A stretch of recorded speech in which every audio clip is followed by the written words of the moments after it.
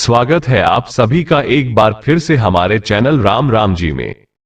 दोस्तों, अगर आप अपनी लाइफ में कुछ नया सीखना चाहते हैं तो चैनल को सब्सक्राइब जरूर करिएगा। हिंदू धर्म में एकादशी तिथि का विशेष महत्व माना जाता है।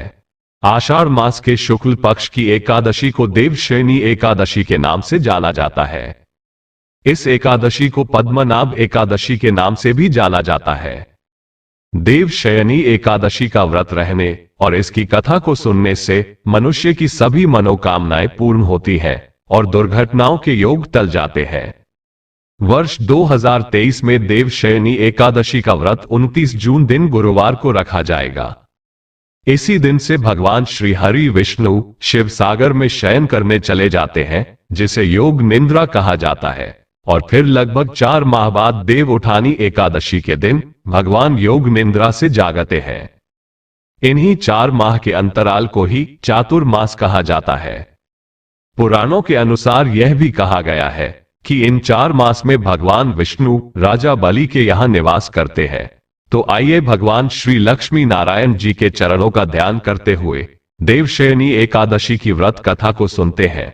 व्रत कथा को सुनने से पहले हमारा आप सभी से विनम्र निवेदन है कि आप अगर भगवान श्री राधा कृष्ण जी के भक्त हैं तो इस चैनल को सब्सक्राइब अवश्य करें और कमेंट में जय श्री राधा कृष्ण अवश्य लिखें। और इस विषय में पूरी जानकारी पाने के लिए वीडियो को अंत तक जरूर देखें।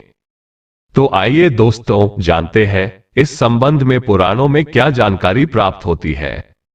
अगर हम देवशयनी एकादशी के दिन श्रीहरि का पूजन करते हैं तो हमारे समस्त पापों का नाश होता है और परिवार में सुख समृद्धि आती है और भगवान विष्णु जी की कृपा से बिगड़े काम बन जाते हैं। एक बार अर्जुन ने कहा कि हे श्री कृष्ण जी, आषाढ़ माह के शुक्ल पक्ष की एकादशी का क्या व्रत है? उस दिन किस देवता की पूजा होती है? उसका क्या विधान है? कृपा कर ये सब विस्तार पूर्वक बताइए। श्री कृष्ण जी ने कहा, हे धनुर्धर, एक बार नारद जी ने ब्रह्मा जी से यही प्रश्न पूछा था। तब ब्रह्मा जी ने कहा कि नारद, तुमने कलयुग में प्राणी मात्र के उद्धार के लिए सबसे श्रेष्ठ प्रश्न पूछा है, क्योंकि एकादशी का व्रत सब व्रतों में उत्तम होता है। इसके व्रत से सभी पाप नष्ट हो जाते हैं। इस एकादशी का नाम देवशयनी एकादशी है। यह व्रत करने से भगवान विष्णु प्रसन्न होते हैं। इस संबंध में मैं तुम्हें एक पौराणिक कथा सुनाता हूं, उसका ध्यान पूर्वक श्रवण करो। देवशयनी एकादशी की कथा के माध्यम से भगवान श्री कृष्ण जी ने हमें यह बताने का प्रयास किया है कि अपने कष्टों से मुक्ति पाने के लिए किसी दूसरे का बुरा नहीं करना चाहिए।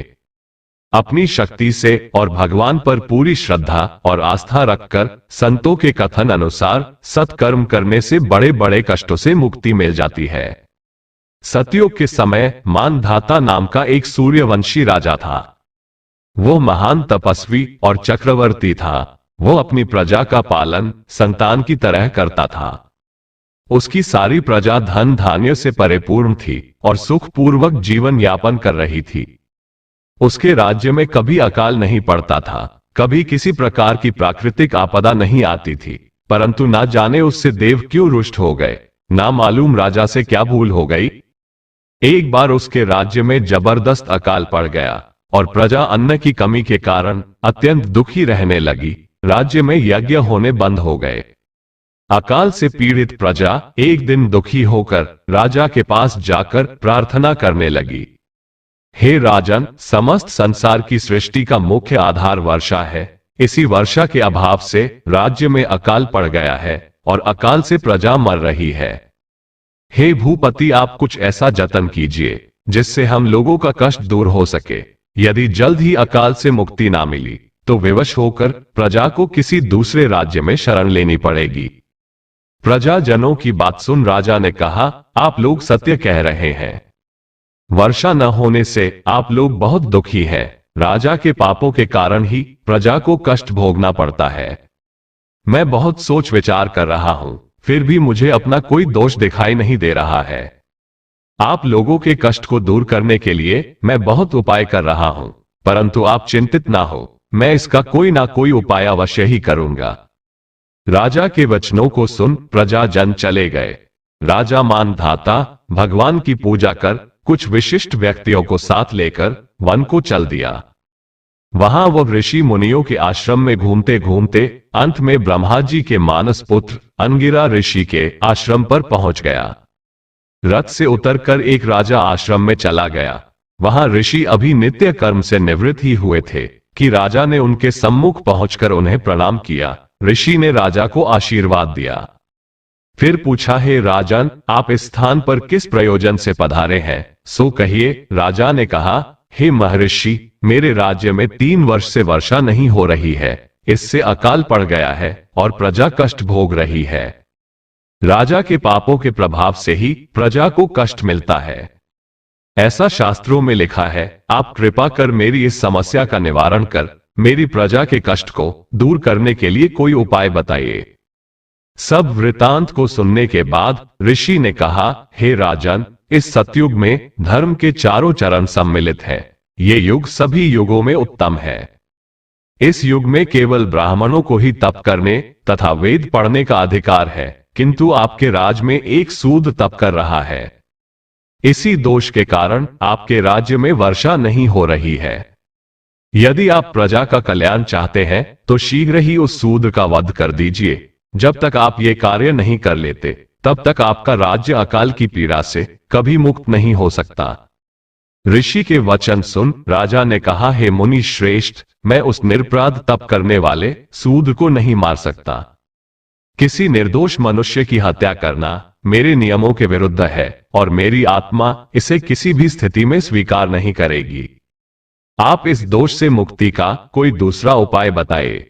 राजा को विचलित जान ऋषि ने कहा, हे राजन, यदि आप ऐसा ही चाहते हैं तो आषाढ़ माह के शुक्ल पक्ष की देवशयनी नाम की एकादशी का विधान पूर्वक व्रत करो। इस व्रत के प्रभाव से तुम्हारे राज्य में वर्षा होगी और प्रजा भी पूर्व की भांति सुखी हो जाएगी, क्योंकि इस एकादशी का व्रत सिद्धियों को देने वाला है और कष्टों से मुक्त करने वाला है। ऋषि के इन वचनों को सुनकर राजा अपने नगर वापस आ गया और विधान पूर्वक देवशयनी एकादशी का व्रत किया। इस व्रत के प्रभाव से राज्य में अच्छी वर्षा हुई और प्रजा को अकाल से मुक्ति मिली। इस एकादशी को पद्मा एकादशी भी कहते हैं। इस व्रत को करने से भगवान विष्णु प्रसन्न होते हैं। अतः मोक्ष की इच्छा रखने वाले मनुष्यों को इस एकादशी का व्रत अवश्य करना चाहिए।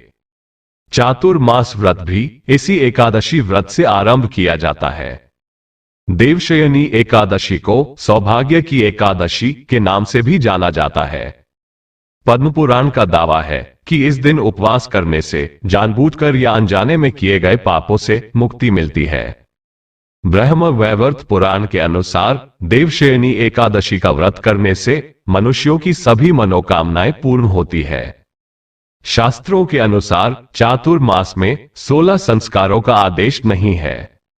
भगवान श्री कृष्ण जी के अनुसार कुछ चीजों का त्याग कर देने से हमें मनोवांछित फल की प्राप्ति होती है, जैसे मधुर स्वर के लिए गुड़ का त्याग कर दें।